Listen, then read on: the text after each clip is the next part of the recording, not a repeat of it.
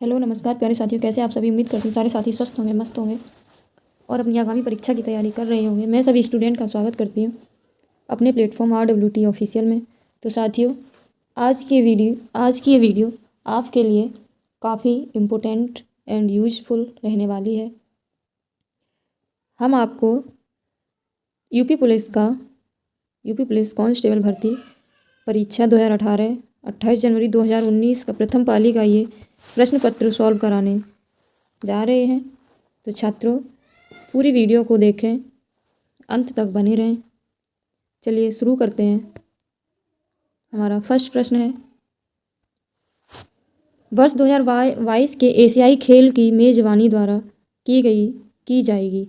तो वर्ष 2022 की एशियाई खेल की मेज़बानी किसके द्वारा की जाएगी? तो वो Australia, option A Singapore, Malaysia. किसके द्वारा की गई? तो वो है चीन के द्वारा। ये हमारा 19वां एशियाई खेल, जो हमारा 19वां एशियाई खेल का आयोजन किया गया था 10 से 25 सितंबर को 2022 के मध्य ये आयोजित किया गया था। कहाँ पे? चीन में। किस जगह? तो चीन में ये हांगकांग। कहाँ पे? हांगझोऊ। कहाँ पे किया गया था ये? चीन में हांगझोऊ।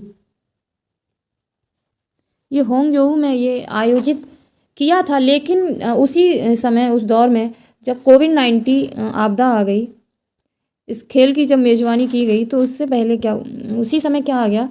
कोविड-19 आ गया।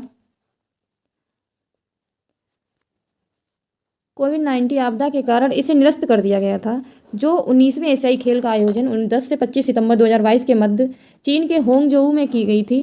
फिर उसको कोविड-19 की आपदा के आने की वजह से उसे क्या कर दिया गया? निरस्त कर दिया गया। इसके कारण फिर इस खेल का जो आयोजन किया गया था वो 23 सितंबर, कब किया गया? 23 सितंबर से कितने? 8 अक्टूबर 23 सितंबर से 8 अक्टूबर 2023 के मध्य में ये इसके आयोजन करने की घोषणा की गई थी। 18वां जो हमारा एशियाई खेल का जो आयोजन हुआ था वो 2018 में कहाँ हुआ? 2018 में इंडोनेशिया। कहाँ हुआ था? 18वां जो हुआ था वो 2018 में इंडोनेशिया में हुआ था। इंडोनेशिया में जकार्ता, पालेमबांग। कहाँ पे ये हुआ था संपन्न? इंडोनेशिया में ही जकार्ता पालेमबांग में, वहाँ पे इसको संपन्न किया गया था।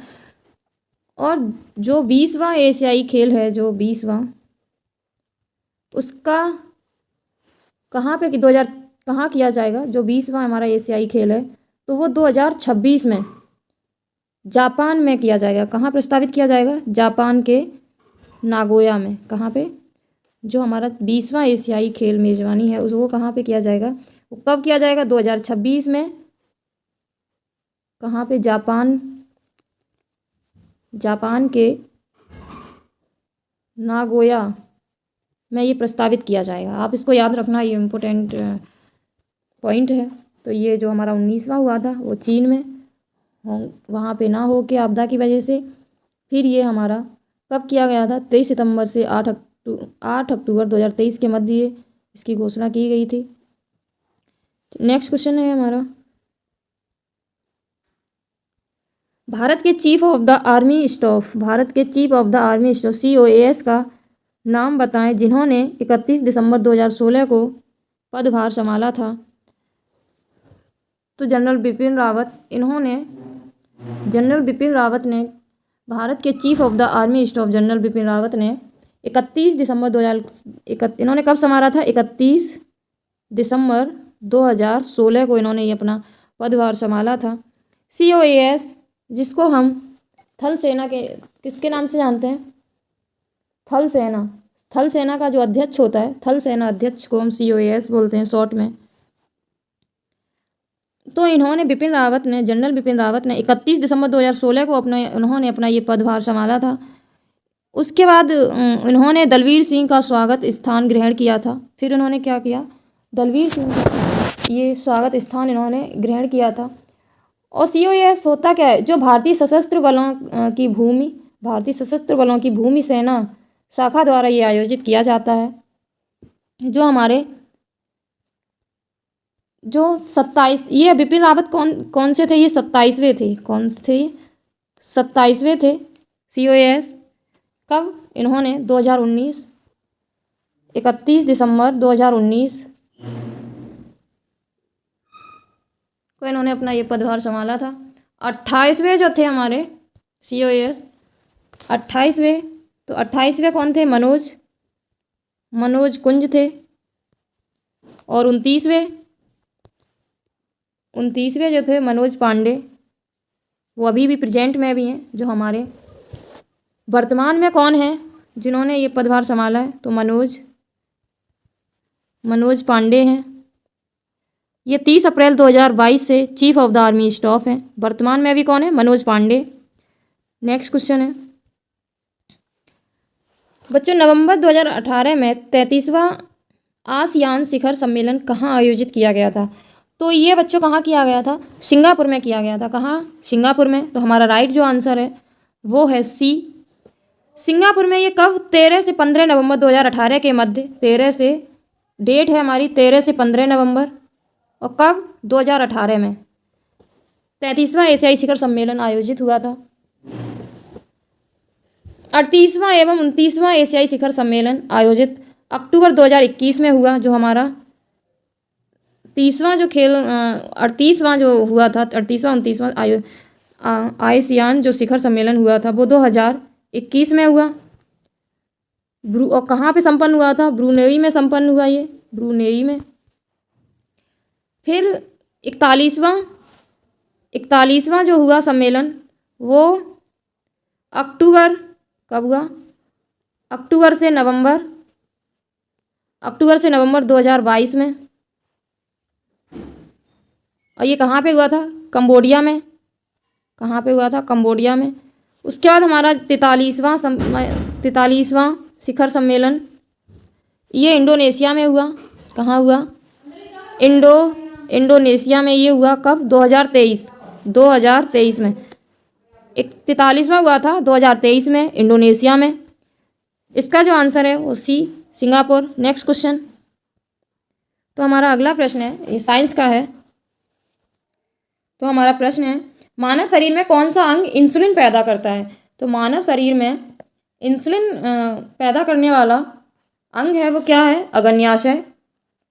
बच्चों, पाचन तंत्र भोजन में जो मौजूद कार्बोहाइड्रेट, पाचन तंत्र जो भोजन में मौजूद कार्बोहाइड्रेट एंड ग्लूकोज,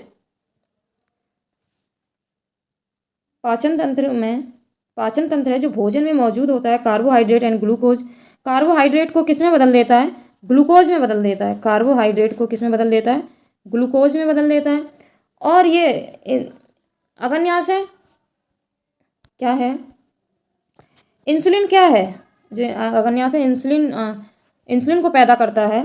तो ये इंसुलिन है क्या? इंसुलिन एक क्या है? हार्मोन है। इंसुलिन क्या है? ये हार्मोन। इंसुलिन एक हार्मोन है जो अग्न्याशय से उत्पन्न होता है और यह ग्लूकोज को अवशोषित करता है और कार्बोहाइड्रेट को नियंत्रित करता है। ये क्या करता है? ग्लूकोज को क्या कर लेता है? ये अवशोषित कर लेता है और कार्बोहाइड्रेट को क्या करता है? ये नियंत्रित कर देता है। यही इसका कार्य है। अग्न्याशय हमें इंसुलिन पैदा करता है। और इंसुलिन जो है क्या? इंसुलिन एक हार्मोन है जो अग्न्याशय से उत्पन्न होता है और यह ग्लूकोज को अवशोषित करता है और कार्बोहाइड्रेट को नियंत्रित कर देता है। नेक्स्ट क्वेश्चन है, प्रश्न है हमारा, निम्नलिखित में से कौन सा तत्व एक अधातु है जो कक्षीय तापमान पर द्रव अवस्था में रहता है? यानी कि जो कक्षीय तापमान पर द्रव अवस्था में रहता है वो कौन सी तत्व एक अधातु है? तो ऑप्शन नंबर डी क्या है? ऑप्शन डी ब्रोमीन एक क्या है? ब्रोमीन ये क्या है?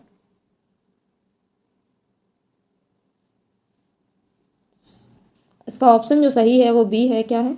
B, bromine. तो ब्रोमीन क्या? एक अधातु है। ब्रोमीन जो है वो क्या है? एक अधातु है जो कक्षीय तापमान पर द्रव अवस्था में रहता है और कक्षीय तापमान पर कैसी द्रव अवस्था में रहता है। जबकि कार्बन सल्फर फास्फोरस ये कैसे होते हैं, ये अधातु हैं, अधातु जो ठोस अवस्था में तथा हाइड्रोजन ऑक्सीजन और नाइट्रोजन क्लोरीन गैस अवस्था में रहते हैं। और ये जो हमारे हाइड्रोजन ऑक्सीजन नाइट्रोजन और क्लोरीन गैस अवस्था में होते हैं। गैसीय अवस्था में कौन कौन होता है, हाइड्रोजन ऑक्सीजन नाइट्रोजन और क्लोरीन। कार्बन सल्फर फास्फोरस ये धातु हैं जो ठोस अवस्था में है। नेक्स्ट है, निम्नलिखित में से किस तत्व की परमाणु त्रिज्या सबसे छोटी होती है। तो सबसे छोटी परमाणु त्रिज्या क्लोरीन की होती है। किसकी, क्लोरीन, सबसे छोटा क्लोरीन, फिर सोडियम, उसके बाद कैल्शियम, फिर ब्रोमीन। तो आप इसका क्रम याद रखिए। सबसे परमाणु त्रिज्या सबसे छोटी किसकी है, क्लोरीन की है। तो सबसे पहले क्लोरीन, उससे बड़ा सोडियम, कैल्शियम, ब्रोमीन, ये इनका पहले क्लोरीन, सोडियम, कैल्शियम, ब्रोमीन। अगर आपको ऐसे पूछे सबसे बड़ा तो ब्रोमीन, कैल्शियम एंड सोडियम, फिर क्लोरीन। नेक्स्ट क्वेश्चन है CH3COOH CH3COO CH2CH3 का सूत्र है। तो ये किसका सूत्र है, एथिल इथेनॉइट। किसका है, एथिल इथेनॉइट का है सूत्र, जिसे हम ऐसे लिख सकते हैं इस तरीके से, इस पूरे को CH3COO CH2 CH3। तो इसको हम कैसे लिखेंगे, हम इसे तोड़ेंगे तो हाइड्रोजन CH3 3 हाइड्रोजन, एक कार्बन पे 3 हाइड्रोजन है,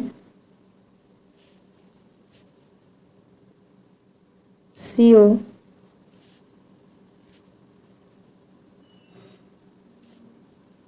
CH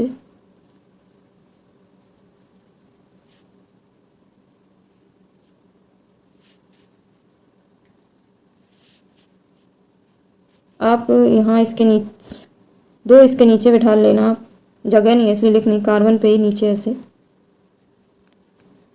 से। नेक्स्ट क्वेश्चन है, द्रवों का घनत्व नापने के लिए किस उपकरण का उपयोग किया जा सकता है। तो द्रवों को घनत्व को नापने के लिए किस उपकरण का उपयोग करते हैं, तो डी पिक्नोमीटर। किसका, द्रवों के घनत्व को नापने के लिए पिक्नोमीटर का उपयोग करते हैं। और एनीमोमीटर के माध्यम से पृथ्वी तल पर पवन का वेग मापा जाता है, यानी कि हवा को मापते, वायु को किससे, एनीमोमीटर से मापते हैं। और वेवामीटर द्वारा मिट्टी के यांत्रिक गुणों का मापन किया जाता है, यानी कि इससे मिट्टी के गुणों का मापन किया जाता है। इडियोमीटर दहन के बाद गैस मिश्रण के आयतन में परिवर्तन का मापन किया जाता है। इडियोमीटर के दहन के बाद, उसके बाद हम किसके बाद, गैस मिश्रण के आयतन में परिवर्तन उसमें किया जाता है। और पिक्नोमीटर का उपयोग द्रवों के घनत्व को मापने के लिए करते हैं, आपको पता ही दिया है। इसका राइट आंसर है वो डी है। प्रश्न है हमारा, केंद्रीय विश्वविद्यालय बाबा साहेब भीमराव अम्बेडकर विश्वविद्यालय विद्या विहार किस शहर में स्थित है। तो ये लखनऊ में स्थित है। केंद्रीय विश्वविद्यालय बाबा साहेब भीमराव अम्बेडकर विश्वविद्यालय विद्या विहार लखनऊ में स्थित है। इस विश्वविद्यालय की जो स्थापना हुई थी, कब हुई थी, 10 जनवरी 1996। कब हुई थी, 10 जनवरी 1996 में इसकी स्थापना की गई थी। नेक्स्ट क्वेश्चन है, उत्तर प्रदेश पुलिस का मुख्यालय कहाँ स्थित है। तो उत्तर प्रदेश पुलिस का मुख्यालय सरोजनी नायडू मार्ग, कहाँ, सरोजनी नायडू मार्ग प्रयागराज में स्थित है। सरोजनी नायडू मार्ग प्रयागराज में स्थित है। और ये 7 जून 2019 से यह सिग्नेचर बिल्डिंग लखनऊ में स्थानांतरित हो गई है। अब इसकी जो सिग्नेचर बिल्डिंग है वो लखनऊ में कब से स्थापित हो गई, स्थानांतरित कब से हो गई, तो 7 जून 2019 से लखनऊ में स्थानांतरित हो गई। नेक्स्ट क्वेश्चन है हमारा, उत्तराखंड किस वर्ष अस्तित्व में आया था?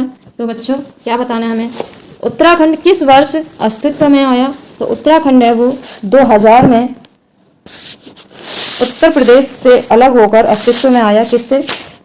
उत्तराखंड हमारा उत्तर प्रदेश से अलग होकर उत्तराखंड एक राज्य बना। 27वां कौन सा? 9 नवंबर 2000 को उत्तराखंड 27वां कौन सा? 27वां राज्य उत्तर प्रदेश से अलग होकर बना। ये हमारा 27वां राज्य है उत्तराखंड, और ये उत्तर प्रदेश से अलग होकर बना बच्चों। और इसी वर्ष 2 और राज्य भी अस्तित्व में आए। वो कौन है? तो 2 राज्य जो अस्तित्व में आए इसी वर्ष 2000 में ही, तो वो 1 नवंबर 2000 को छत्तीसगढ़, कौन? छत्तीसगढ़ राज्य बना 26वां। और 28वां जो राज्य बना था, 28वां जो राज्य बना वो झारखंड। कौन सा बना? झारखंड। झारखंड जो बिहार से अलग होकर अस्तित्व में आया। झारखंड है वो बिहार से अलग हुआ था, और छत्तीसगढ़ है वो मध्य प्रदेश से अलग हुआ था। ये मध्य प्रदेश से अलग होकर 26वां राज्य बना। झारखंड बिहार से अलग होकर 28वां राज्य बना, और उत्तर प्रदेश से अलग होकर उत्तराखंड एक अलग राज्य बना 27वां। वर्तमान में हमारे भारत में कुल 28 राज्य तथा 8 केंद्र। वर्तमान में भारत में आपको ये पता होना चाहिए, हम 28 राज्य और 8 यूटी हमारी केंद्र शासित प्रदेश हैं। नेक्स्ट प्रश्न है हमारा, प्रश्न को पढ़ते हैं बच्चों।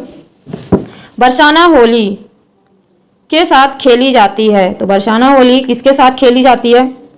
जो मथुरा में है बरसाना, तो डंडे के साथ। किसके साथ? डंडे के साथ। बरसाना की लठमार होली, बरसाना की कौन सी है? लठमार होली, जो फाल्गुन माह के शुक्ल पक्ष की नवमी को मनाई जाती है।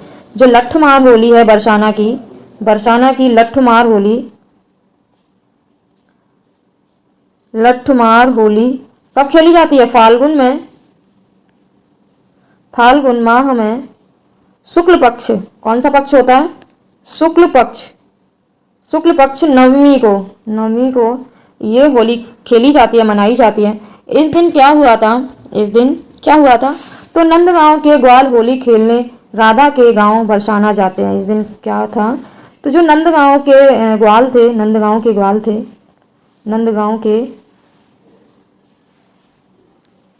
जो ग्वाल वाल थे वो कहाँ? बरसाना में गए थे राधा के साथ होली खेलने।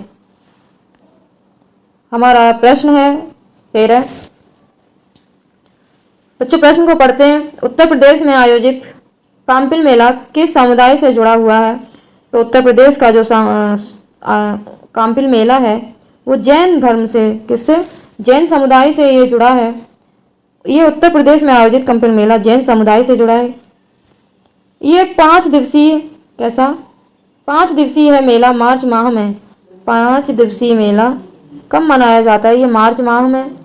इधर लिख देती हूँ आपको, जैसे आपको समझ आएगा। ये 5 दिन लगता है मेला। 5 दिवसीय का मतलब 5 दिन लगता है। कब लगता है? मार्च में। और ये लगता किस जगह है? तो फरुखाबाद डिस्ट्रिक्ट में। कहाँ लगता है? फरुखाबाद जिले में। 5 दिन आयोजित होता है, मार्च में ये लगता है। और कहाँ लगता है? फरुखाबाद में।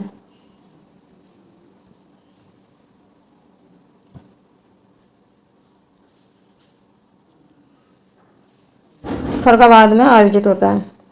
हमारा अगला प्रश्न स्क्रीन पर पढ़ते हैं इसे। भारत में कथक नृत्य की एक सशस्त्र है। हमने आपको भारत के शास्त्रीय नृत्य एवं लोक नृत्य पढ़ा दिए हैं। आप हमारे इसी चैनल पे जाके प्लेलिस्ट में ऐसे ही देख सकते हैं, हमारी वीडियो पड़ी हुई है।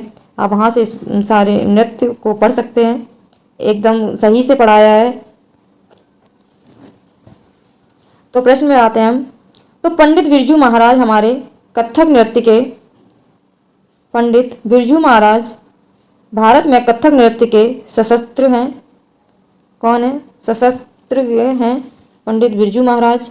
पंडित बिरजू महाराज शंभू महाराज और सितारा देवी। और कौन है? पंडित बिरजू हैं और अन्य भी हैं जैसे शंभू महाराज और सितारा देवी। ये इसके कलाकार हैं, इनके कलाकार सितारा देवी। शस्त्रज्ञ का मतलब है कलाकार। हमारा अगला प्रश्न है 15। निम्नलिखित में से कौन सा यूपी पुलिस विभाग की चयन के चरणों में से एक नहीं है? तो शारीरिक परीक्षण ये तो होता ही है, आयु पात्रता भी होती है और शैक्षिक योग्यता का भी होता है। भाषा परीक्षण नहीं होता है। क्या नहीं होता है? यही हमारा राइट आंसर है। इसमें क्या नहीं होता? भाषा परीक्षण नहीं होता है। इन तीनों योग्यताओं को शामिल किया गया है बट इसको नहीं किया गया। हमारा अगला प्रश्न है, तो बच्चों प्रश्न पढ़ते हैं। एक पौराणिक कथा के अनुसार किस देवता ने दशाश्वमेध घाट पर किए जाने वाले दशाश्वमेध यज्ञ के दौरान 10 घोड़ों की बलि दी थी? तो वो किसने दी थी? तो भगवान ब्रह्मा ने। किसने दी थी? भगवान ब्रह्मा जी ने। यानी कि इन कवियों के अनुसार मानते हैं कि भगवान ब्रह्मा ने भगवान शिव को निर्वासन से वापस बुलाने के लिए, यानी कि ये हमारे कवियों का कथन है, उनका मानना है या उनके अनुसार है, ये है कि भगवान ब्रह्मा ने मतलब ब्रह्मा जी ने भगवान शिव को निर्वासन से वापस बुलाने के लिए, यानी कि निर्वासन से उनको वापस बुलाने के लिए दशाश्वमेध यज्ञ के दौरान 10 घोड़ों की बलि दी थी उन्होंने। यानी कि दशाश्वमेध यज्ञ किया था तो उन्होंने 10 घोड़ों की उसमें बलि दे दी थी। और ये दशाश्वमेध घाट वाराणसी के गंगा नदी के किनारे है। ये कहाँ है? वाराणसी के गंगा नदी के किनारे स्थित सभी घाटों में सर्वाधिक प्राचीन घाट है। और ये कैसा है? सभी घाटों में से हमारा प्राचीन घाट है। हमारा अगला प्रश्न है, भारत में बहादुरी का सर्वोच्च पुरस्कार निम्नलिखित में से कौन सा है? तो बहादुरी का जो सर्वोच्च पुरस्कार है तो परमवीर चक्र। क्या? परमवीर चक्र सेना में मिलने वाला, परमवीर जो चक्र है बच्चों, सेना में मिलने वाला सबसे बड़ा वीरता पुरस्कार है। ये है सबसे बड़ा वीरता पुरस्कार।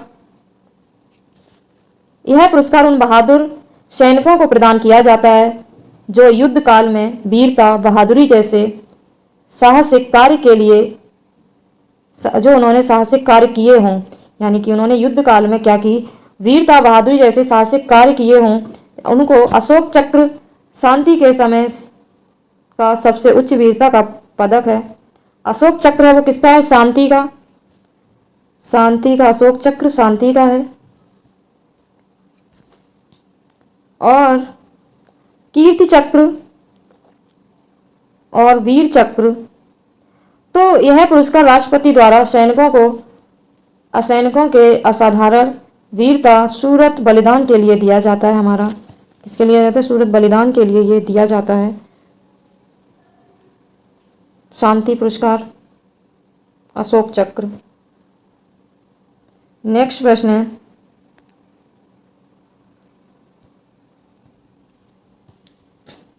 माई पैसेज फ्रॉम इंडिया द्वारा लिखी गई किताब है। तो इस्माइल मर्चेंट किसके द्वारा लिखी गई? इस्माइल मर्चेंट के द्वारा ये लिखी गई पुस्तक है। नेक्स्ट है विश्व पर्यावरण दिवस। मैंने आपको सारे बुक्स एंड ऑथर पढ़ा दिए हैं एक क्लास में, ज़्यादा बड़ी क्लास नहीं है, आप देख सकते हैं वहाँ से सारे इंपॉर्टेंट बुक्स एंड ऑथर दिए गए हैं जो एग्जाम के लिए बहुत ही महत्वपूर्ण हैं। वहाँ से आपका फर्स्ट, उससे बाहर कुछ नहीं आएगा जो मैंने आपको पढ़ाया है बुक्स एंड ऑथर, उस टॉपिक से। बहुत सिंपल सा ही है टॉपिक, छोटा सा है। विश्व पर्यावरण दिवस कब मनाया जाता है? किस दिन मनाया जाता है विश्व पर्यावरण दिवस? 5 जून को मनाया जाता है। पृथ्वी दिवस 22 अप्रैल को। 22 अप्रैल को क्या मनाते हैं? पृथ्वी दिवस। मातृ दिवस 8 मई को, इसको मातृ दिवस मनाते हैं। नेक्स्ट प्रश्न है हमारा, जेट इंजन का आविष्कार किसने किया था? तो जेट इंजन का आविष्कार सर फ्रैंक हिटल ने किया था। ये ब्रिटिश रॉयल वायुसेना के इंजीनियर थे। कौन थे ये? ब्रिटिश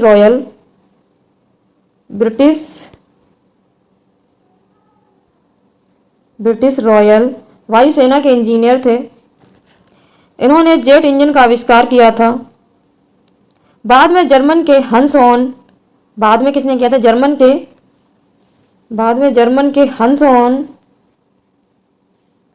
ऑपरेशनल टर्बोजेट इंजन को डिजाइन किया था। उन्होंने किसको किया था? ऑपरेशनल टर्बोजेट इंजन को डिजाइन किया था। ऑपरेशन टर्बोजेट इंजन को डिजाइन किया था। किसने किया था? जर्मनी वैज्ञानिक थे, हंस ओहन ने किया था। इसका राइट आंसर है वो बी है, सर फ्रैंक हिटल। प्रश्न है 21, निम्नलिखित में से कौन सा सामाजिक मीडिया नेटवर्क एक सार्वजनिक रूप से सूचीबद्ध कंपनी नहीं है? ट्विटर, वीवो, फेसबुक, कोरा। तो इसमें ट्विटर है, वीवो है और फेसबुक है। ये सामाजिक मीडिया नेटवर्क सार्वजनिक रूप से सूचीबद्ध कंपनियां हैं। कोरा इनमें शामिल नहीं है। कोरा क्या है? एक मंच है। क्या है कोरा? मंच है जहां लोग एक जगह एकत्रित होकर विचार विमर्श करते हैं। यहाँ पे कोरा में क्या होता है? एक जगह लोग इकट्ठे होकर वहां अपने विचार विमर्श करते हैं, यानी कि अपने एक मत चुनते हैं। क्या मत चुनते हैं? एक मत चुनते हैं, कोरा। नेक्स्ट प्रश्न है, निम्नलिखित में कौन सा सामाजिक मीडिया नेटवर्क एक सार्वजनिक रूप से, दो बार ये प्रश्न आ गया। अपने अगले प्रश्न पे चलते हैं।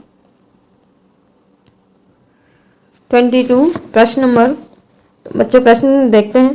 किस भारतीय राज्य में सर्वाधिक क्षेत्र में वन स्थित हैं?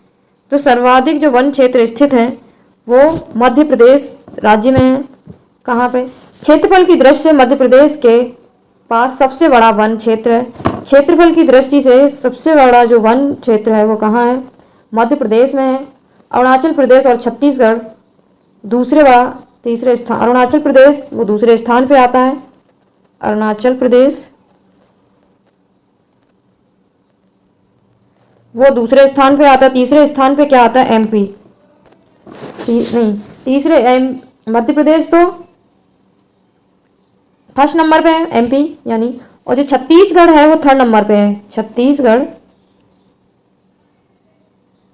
छत्तीसगढ़ है वो थर्ड नंबर पे है, तीसरे स्थान पर है। फर्स्ट नंबर पे मध्य प्रदेश। 23 प्रश्न है बच्चों, प्रश्न देखते हैं। फिनलैंड की शासकीय मुद्रा है। तो फिनलैंड की जो शासकीय मुद्रा क्या है? यूरो। क्या है? यूरो। नेक्स्ट प्रश्न, कौन सी रेखा भारत और पाकिस्तान के बीच की सीमा तय करती है? भारत और पाकिस्तान की जो बीच की सीमा तय करती है वो कौन सी? रेड क्लिफ रेखा। कौन सी करती है? रेड क्लिफ रेखा।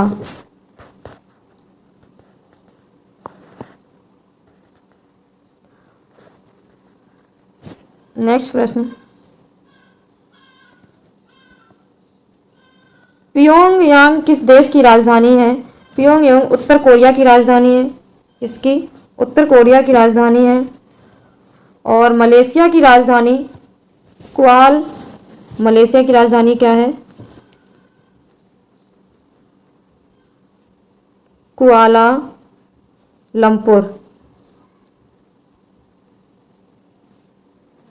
लंपुर मलेशिया की राजधानी है। और मालदीव की क्या है? माले। और मंगोलिया की क्या है बच्चों? मंगोलिया की क्या है? मंगोलिया की है उलन बटोर। मंगोलिया की उलन बटोर। प्रश्न है 26, निम्नलिखित में से कौन सा संयुक्त अमेरिका का एक राज्य नहीं है? संयुक्त राज्य अमेरिका का एक राज्य नहीं है। कौन है? अटलांटा। अटलांटा जो संयुक्त राज्य अमेरिका का राज्य नहीं है। न्यूयॉर्क, मिनेसोटा, लुइजियाना ये संयुक्त अमेरिका का राज्य है। और जो अटलांटा है संयुक्त अमेरिका का राज्य नहीं है। राज्य नहीं है, लेकिन ये जॉर्जिया की राजधानी है। अटलांटा किसकी राजधानी है? जॉर्जिया। जॉर्जिया की राजधानी है अटलांटा। हमारा अगला प्रश्न है 27, पढ़ते हैं बच्चों। लक्षद्वीप के लोग मलयालम के अलावा दूसरी कौन सी भाषा बोलते हैं? तो मलयालम के अलावा लक्षद्वीप के लोग जो भाषा बोलते हैं वो है मह। क्या है? मह।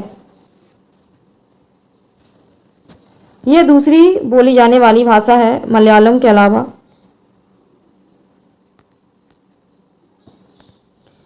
अगला प्रश्न है शिवाजी के छोटे बेटे का नाम बताएं। तो तीसरे छत्रपति थे, यानी कि शिवाजी के छोटे बेटे का नाम बताएं जो तीसरे छत्रपति थे। तो कौन थे वो? राजा राम।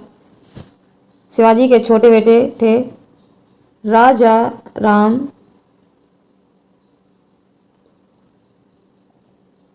शिवाजी महाराजा के दो पुत्र थे। कितने थे? शिवाजी महाराजा के दो पुत्र थे। बड़े पुत्र थे संभाजी महाराज। कौन थे? बड़े पुत्र का नाम यहां समझ लीजिए। बड़े पुत्र का नाम था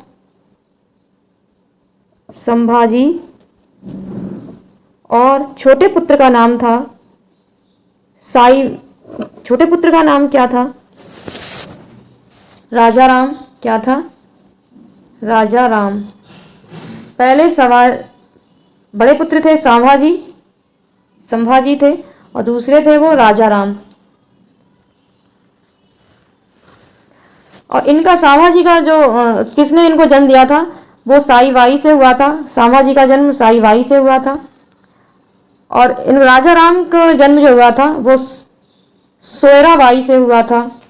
और ये तीसरे राजा राम थे वो तीसरे छत्रपति थे। इनका जन्म जो हुआ था 1670 ईस्वी में हुआ था। कब हुआ था? 1670 ईस्वी में। और 17 ईस्वी में मृत्यु हो गई थी। 1700 ईस्वी में इनकी मृत्यु हो गई थी और 1600 ईस्वी में 1670 में इनका जन्म। अगला प्रश्न है 29, ओडिशा से प्रारंभ एक प्राचीन लोक नृत्य है। तो उड़ीसा का एक प्राचीन लोक नृत्य है, वो क्या है? घुमुरा। क्या है? घुमुरा नृत्य उड़ीसा का प्रारंभ एक प्राचीन लोक नृत्य है। यह लोक नृत्य मुख्यतः मार्शल आर्ट से प्रेरित है। किससे प्रेरित है? मार्शल आर्ट से। उड़ीसा का शास्त्रीय नृत्य ओडिशाई है, ओडिसी। उड़ीसा का ओडिसी। नेक्स्ट है वर्ष 2018 के केंद्रीय बजट में भारत के राष्ट्रपति का वेतन प्रति माह कितना होता है? तो होता है 5 लाख रुपए। कितना होता है? 5 लाख। वर्ष 2018 में केंद्रीय बजट में भारत के राष्ट्रपति का जो वेतन बढ़ाकर 5 लाख किया गया। ये कब किया गया? 2018 में 5 लाख रुपए कर दिया। उपराष्ट्रपति का वेतन कितना होता है ये भी जान लीजिए। राष्ट्रपति का जो 5 लाख है तो उपराष्ट्रपति का जो वेतन है वो कितना है? 4 लाख। इनका कितना कर दिया? बढ़ा के 4 लाख रुपए कर दिया है। और राज्यों के राज्यपालों का जो वेतन होता है वो कितना होता है? राज्यों के राज्यपालों का वेतन 3.5 लाख रुपए। वर्तमान में भी वेतन में कोई परिवर्तन नहीं हुआ है। जो किया गया था 2018 में अभी वही चल रहा है। अभी वर्तमान में कोई परिवर्तन नहीं किया गया है। तो राष्ट्रपति का 5 लाख, उपराष्ट्रपति का 4 लाख, राज्य के राज्यपालों का वेतन 3.5 लाख रुपए। नेक्स्ट प्रश्न है बच्चों, भारत अपने नारियल के वार्षिक उत्पादन में और इंडोनेशिया के बाद तीसरे स्थान पर है। तो नारियल के वार्षिक उत्पादन में कौन है? फिलीपींस। कौन है? फिलीपींस है। नारियल के उत्पादन में भारत का स्थान जो है वो तीसरा है। भारत का जो स्थान है वो कौन सा है? तीसरा है। और फिलीपींस का वो नारियल वार्षिक उत्पादन में फिलीपींस और इंडोनेशिया के बाद तीसरे स्थान पर है। तो ये फिलीपींस है वो। भारत और फिलीपींस इंडोनेशिया के बाद तीसरे, फिलीपींस है वो इंडोनेशिया के बाद तीसरे स्थान पर है। अगला प्रश्न है हमारा तो भारत द्वितीय स्थान पर है, फिलीपींस तीसरे स्थान पर है और इंडोनेशिया वो प्रथम स्थान पर है। इंडोनेशिया प्रथम स्थान पर, भारत द्वितीय स्थान पर और फिलीपींस जो है वो तीसरे स्थान पर है। ये तीसरे स्थान पर, इंडोनेशिया दूसरे स्थान पर। आप याद कर लीजिए, इंडोनेशिया जो है, इंडोनेशिया प्रथम स्थान पर है, भारत द्वितीय स्थान पर, फिलीपींस तीसरे स्थान पर। अगला प्रश्न है, 24 जनवरी 1950 को संविधान सभा के 284 सदस्यों ने हस्तलिखित संविधान पर हस्ताक्षर किए, जिसमें से महिलाएं कितनी थीं? तो जो महिलाएं थीं वो 15 महिलाएं थीं। कितनी थीं? 15 महिलाएं इसमें शामिल थीं, जो 24 जनवरी 1950 संविधान सभा के 284 सदस्यों के हस्तलिखित संविधान पर हस्ताक्षर किए गए थे। तो उसमें फर्स्ट जो महिला थी अम्बू स्वामीनाथन दयानी, ये थी। इसमें सरोजनी नायडू भी थी शामिल, विजय लक्ष्मी पंडित भी थी, एनी बेसेंट, एनी मैस्क्रेन थी, सुचेता कृपलानी भी थी, रेणुका रे थी, पूर्णिमा बनर्जी, राजकुमारी अमृत कौर, लीला राज्य मालती चौधरी, कमला चौधरी, दुर्गाबाई देशमुख, हंसी जीवराज मेहता, ए बेगम एजाज रसूल। इतनी सारी हमारी जो 15 महिलाएं, इसमें 15 महिलाओं ने हस्ताक्षर किए थे, जिसके मैंने नाम बता दिए आपको बोल के। क्वेश्चन है हमारा 33, काकोरी रेलगाड़ी लूटपाट की कल्पना राम प्रसाद बिस्मिल और लूटपाट किसने की थी? तो अशफाकुल्ला खां। किसने? अशफाकुल्ला खां। ये 9 अगस्त 1925 को 8 डाउन सहारनपुर एवं लखनऊ पैसेंजर ट्रेन, ये 9 अगस्त 1925 को 8 डाउन, इसमें कौन था? सहारनपुर लखनऊ, सहारनपुर लखनऊ पैसेंजर ट्रेन थी। कौन सी थी? पैसेंजर ट्रेन, जो लखनऊ जिले के काकोरी रेलवे स्टेशन के पास हिंदुस्तान रिपब्लिकन एसोसिएशन के सदस्यों ने लूट लिया था। एसोसिएशन ने लूट लिया। इसकी जो कल्पना है की है वो किसने? राम प्रसाद बिस्मिल्ला और अशफाकुल्ला खां ने की थी। अगला प्रश्न है बच्चों, बगरू में हाथ की छपाई के प्रसिद्ध केंद्रों में से एक है। तो बगरू राजस्थान में जयपुर से 32 किलोमीटर पश्चिम में स्थित है। यानी कि बगरू जो है वो राजस्थान में जयपुर से 32 किलोमीटर की दूरी पर स्थित है। यहाँ हाथ की छपाई के लिए प्रसिद्ध है। बगरू हाथ की छपाई के लिए प्रसिद्ध है और हाथ से की जाने वाली छपाई का इतिहास 1000 वर्ष से भी पुराना है। इसका जो इतिहास है वो 1000 वर्ष से भी पुराना है। बंगरू नाम स्थान की ब्लॉक प्रिंटिंग प्राकृतिक रंग के साथ ब्लॉक प्रिंटिंग पारंपरिक तकनीकों में से एक है, जिसका श्रेय राजस्थान के छीपा समुदाय को जाता है। किस समुदाय को जाता है? राजस्थान के छीपा समुदाय के लोगों को जाता है। तो इसका राइट आंसर बी है। नेक्स्ट है हमारा प्रश्न 35, भारतीय रिजर्व बैंक द्वारा निर्धारित नंबर 2018 में नकद आरक्षित पुनः अनुपात प्रतिशत है कितना है? 4%। कितना है? 4%।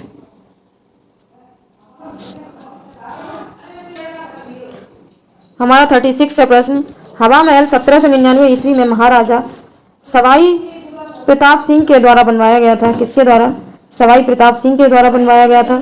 मेरा नेक्स्ट प्रश्न है, ये सवाई प्रताप सिंह के द्वारा बनवाया गया था बच्चों। लाल एवं गुलाबी बलुआ पत्थर से ये निर्मित है। किससे बना है? लाल और गुलाबी बलुआ पत्थर से हवा महल निर्माण इसका हुआ था। 1799 में। कब हुआ था? 1799 में सवाई प्रताप सिंह जयपुर में करवाया था। कहाँ करवाया था इसका निर्माण? जयपुर में। जयपुर को हम पिंक सिटी भी बोलते हैं। और ये जो हवा महल है कितने मंजिल है? 5 मंजिल। 5 मंजिल। 5 मंजिल इस इमारत की डिजाइन, इसके जो वास्तुकार थे, हवा महल के वास्तुकार का नाम आ सकता है, याद रखना। वास्तुकार कौन थे? जिनका नाम है उस्ताद। वास्तुकार थे उस्ताद। इनके द्वारा ये लालचंद उस्ताद कौन थे? पूरा नाम क्या है उस्ताद का? लालचंद उस्ताद। नेक्स्ट प्रश्न है 37। संयुक्त राष्ट्र महासचिव एंटोनी गुटेरेस किस देश के प्रधानमंत्री थे? तो ये कहाँ के थे? पुर्तगाल के थे। संयुक्त राष्ट्र के वर्तमान महासचिव, ये अभी संयुक्त राष्ट्र के एंटोनी है, वो महासचिव हैं और ये पुर्तगाल के प्रधानमंत्री थे। अगला प्रश्न है 38, यानी हमारा लास्ट प्रश्न है बच्चों। उद्घाटन के बाद लखनऊ के इकाना क्रिकेट स्टेडियम में खेला गया पहला अंतर्राष्ट्रीय क्रिकेट मैच भारत और किसके बीच खेला गया? एक T20 मैच था, वो भारत और वेस्ट इंडीज। किसके? भारत और वेस्ट इंडीज। तो उद्घाटन के बाद लखनऊ का जो इकाना क्रिकेट स्टेडियम खेला गया पहला अंतर्राष्ट्रीय क्रिकेट मैच कब हुआ था? 6 नवंबर 2018। 6 नवंबर 2018 भारत और वेस्ट इंडीज़ के बीच खेला गया था, T20 मैच था। उत्तर प्रदेश के मुख्यमंत्री कौन हैं? तो उत्तर प्रदेश के मुख्यमंत्री आदित्यनाथ द्वारा स्टेडियम का नाम बदलकर अटल बिहारी वाजपेयी इंटरनेशनल स्टेडियम कर दिया। तो हमारे उत्तर प्रदेश के योगी आदित्यनाथ ने इस स्टेडियम का नाम क्या बदल कर दिया? अटल बिहारी वाजपेयी। क्या नाम रख दिया उस स्टेडियम का? इधर दोबारा से लिखते हूँ, अटल बिहारी वाजपेयी इंटरनेशनल स्टेडियम।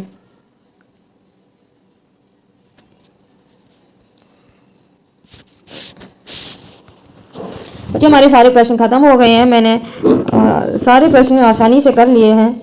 आप इनको सही से लगाना, क्योंकि अक्सर ऐसा होता है कि हमारा इन्हीं से प्रश्न पूछ लिया था घुमा के। कहीं ना कहीं हमारे विगत वर्षों के ही प्रश्न आते हैं एग्ज़ाम में। तो हमारे लिए बहुत ही महत्वपूर्ण क्लास है, बहुत ही इम्पोर्टेंट है एग्ज़ाम की दृष्टि से। तो आप इसको लगाना। ऐसे ही हम धीरे धीरे इसके सामान्य ज्ञान के सारे प्रैक्टिस सेट लगा लेंगे, प्रीवियस ईयर प्रश्न पत्र सॉल्व कर लेंगे। अगर बच्चों आपको मेरी वीडियो पसंद आए तो चैनल को सब्सक्राइब करें, वीडियो को लाइक कमेंट शेयर ज़रूर करें। Thank you, best of luck.